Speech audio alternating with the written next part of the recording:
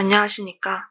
문화테크노학과 제9회 졸업전시에서 모바일 게임 콘텐츠 엘라의 꿈을 제작한 소우주입니다. 발표 시작하겠습니다.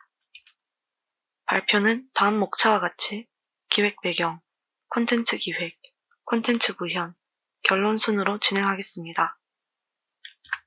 먼저 기획 배경입니다.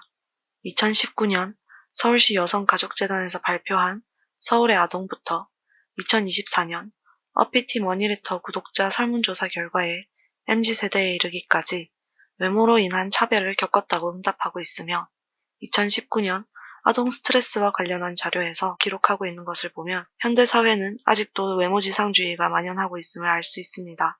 이는 사회 문제로 거식증을 유발하고 주변인의 성형 강요와 스스로 성형 강박에 시달리는 사회 문제를 야기하고 있습니다. 결혼 만능주의 사회 또한 아직 남아있는 관념으로 2022년부터 2024년까지 한국 리서치 정기조사에 따르면 18세부터 29세의 여성들이 결혼 강요를 받는 분위기라고 응답한 인원이 77%에 해당하여 미혼 여성들이 결혼을 강요받고 있는 현실을 보여주고 있습니다.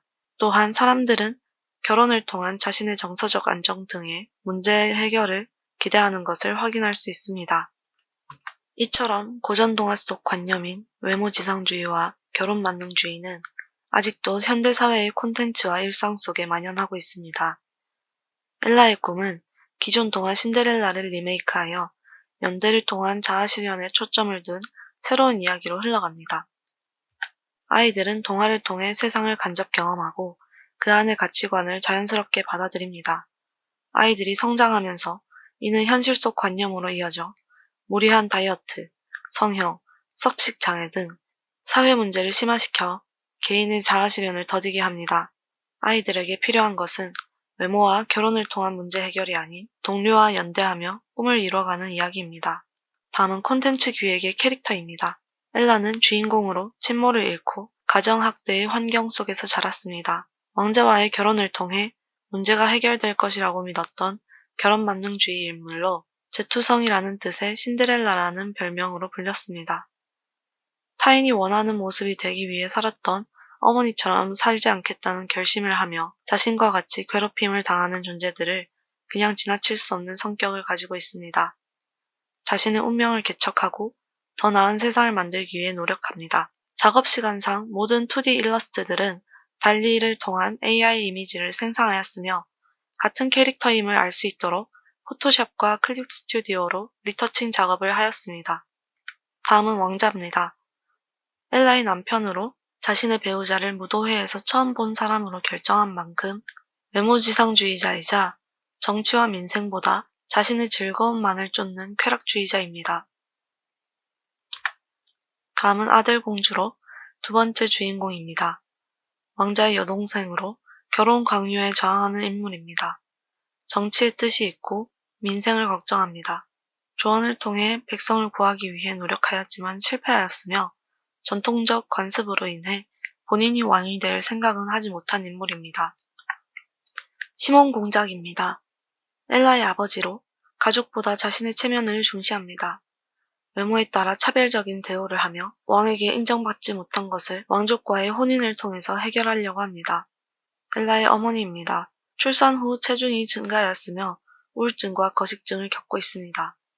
남편의 지속된 외모 지적과 무시에 시달리고 있습니다. 주위의 압박에 다이어트 및 성형을 강요받아 건강과 목숨을 잃는 사람들을 상징합니다. 새엄마와 언니들입니다. 새엄마는 남편을, 언니들은 아버지의 심기를 건드리지 않기 위해 노력하고 있습니다. 강요받는 암묵적 사회 관습을 따라야 평화로움을 인지하여 타인에게도 권유하고 강요합니다. 아버지의 관심과 사랑을 받기 위해 과도한 시간과 노력을 투자합니다. 주변의 기대에 맞춰 자신의 시간과 꿈을 소모하는 사람들을 상징합니다. 까마귀와 요정 장로입니다. 조력자 캐릭터들로 까마귀는 엘라에게 동병상련의 존재입니다. 그를 돕는 행위가 자신의 진정한 꿈을 찾는 계기가 되고 더 많은 역경을 이겨낼 수 있는 도움을 준다는 의미를 담았습니다. 요정 장로는 스토리에 어울리는 자아실현의 롤모델이면서도 의상을 바꾸는 마법을 쓰는 점에서 유튜버 밀라논나를 모티브하였습니다. 모바일 게임입니다. 몰입감을 위해 2D 비주얼 노벨과 3D 캐주얼 게임을 접목시켰습니다. 챕터 0에서 엘라는 자신의 결혼 만능주의적 사고가 잘못되었음을 깨닫습니다. 챕터 1에서 어머니의 죽음이 외모 지상주의와 연관되어 있음을 보여주고 자신과 비슷한 처지의 존재를 구하면서 진정한 꿈을 발견하기 시작합니다. 챕터 2에서는 아들과 재회하여 그가 전통적 관습으로 인해 꿈꾸지 못했던 왕국 지도자의 꿈을 가질 수 있도록 조력합니다. 챕터 3에서는 서로의 진정한 꿈을 응원하고 연대합니다. 전시 외부 기획입니다. 일러스트를 실사 출력기로 출력하여 외벽은 동화 신데렐라를 연상시키고 친숙함과 호기심을 유발합니다. 입구는 신데렐라는 해피엔딩이라는 질문으로 주제를 상기하도록 유도합니다. 오브제는 유리구두의 외형을 합니다. 원작 신데렐라에서 학대의 문제를 해결하게 되는 수동적 단서이자 왕자와 결혼을 시키는 것에 혈연이 된 가족들에 의해 새언니들이 자신의 발을 깎아내는 고통을 겪어야 했습니다. 이는 현대사회에서 외모지상주의와 결혼만능주의가 무리한 성형과 다이어트 등의 사회 문제를 심화시키고 있다는 것과 닮았습니다. 오로라 아크릴과 LED 조명을 사용하여 화려함과 주변 사람들에게 강요받는 성공한 삶을 표현하고 유리 조각을 연상시키는 날카로운 단면으로 고통스럽고 불편함을 표현하도록 기획했습니다. 커뮤니케이션 경험 공유 화면입니다. 유리구두 일러스트를 삽입하고 관람자는 자신과 주변 사람들이 겪거나 행해왔던 강요의 말을 떠올립니다. 타 관람자의 경험을 읽고 비슷한 자신의 경험을 떠올려 대사의 형태로 공유합니다. 커뮤니케이션은 엘라와 아델에게입니다. 엘라와 아델처럼 자신의 꿈을 이루기 위해 노력하는 사람들을 향한 응원의 메시지를 남기며 서로의 위로와 힘이 되어주는 연대를 통해 마음을 치유합니다. 콘텐츠 구현의 오브젝트입니다. 유리구두 무드 등은 퓨전 360을 활용하여 3D 조립식 도안을 제작하였습니다. 아두이노 초음파 센서를 활용하여 주변에 사람이 있는지 확인하고 3분 동안 LED 2개의 종류와 초음파 가습기를 작동하도록 코딩하였습니다. 그러나 전자기기 보호상 가습기 모듈을 제거하고 2종류의 LED만 사용하였습니다. 유니티를 통한 모바일 게임 제작입니다. 4가지의 미니게임에 따라 맵을 구현하였습니다.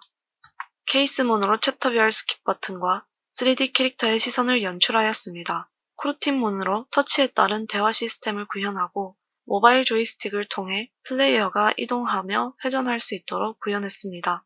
내비메시 에이전트로 플레이어를 추격하고 도망가도록 구현하였습니다. 콜리더와 트리거로 아이템 습득과 플레이 가이드 이벤트를 구현하였습니다. 개발을 진행하면서 GitHub을 활용하여 업데이트와 저장하였습니다. 플로우 차트로 게임의 각 화면이 연결된 구조를 확인할 수 있도록 만들었습니다. 화면 구성입니다. 인트로 플레이스는 첫 번째 화면으로 다양한 씬과 연결되어 있습니다. 로딩 패널을 통해 다음 화면으로 이동하는 데에 걸리는 시간을 예상할 수 있도록 했습니다. 스토리 화면은 구글 시츠의 CSV 파일을 사용하여 대사를 연출하고 대사 중 터치 시 전체 대사가 출력됩니다. 스킵 버튼을 터치하면 주요 대사부터 실행되며 선택지별로 다른 스토리를 연결하였습니다. 구현된 플레이 화면입니다.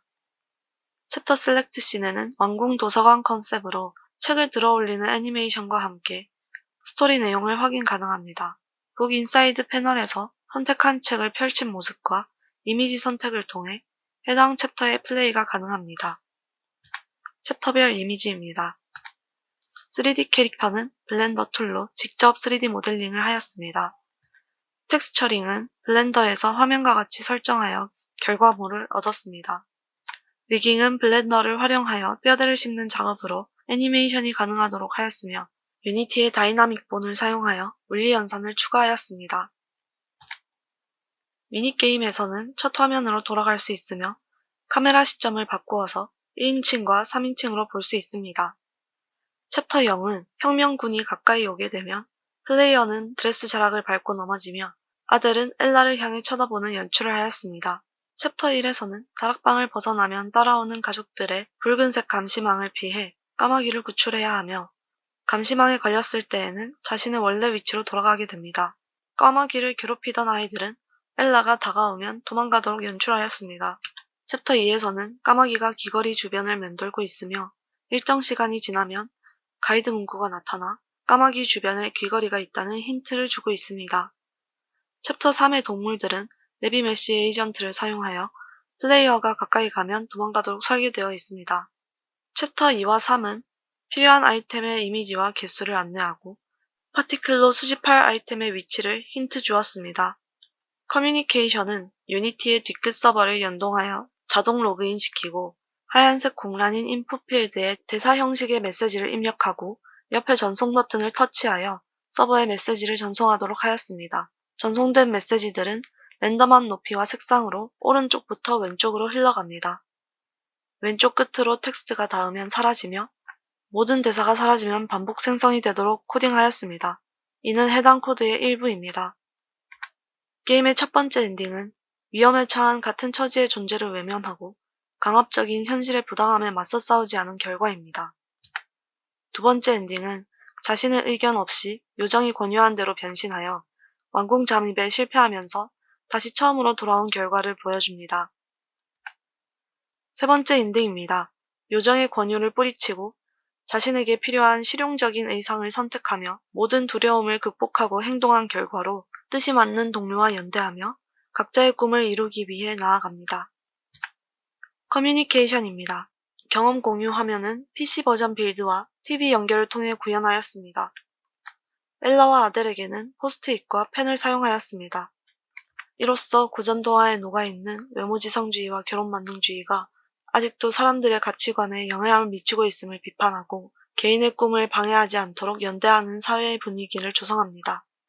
이상으로 발표를 마칩니다.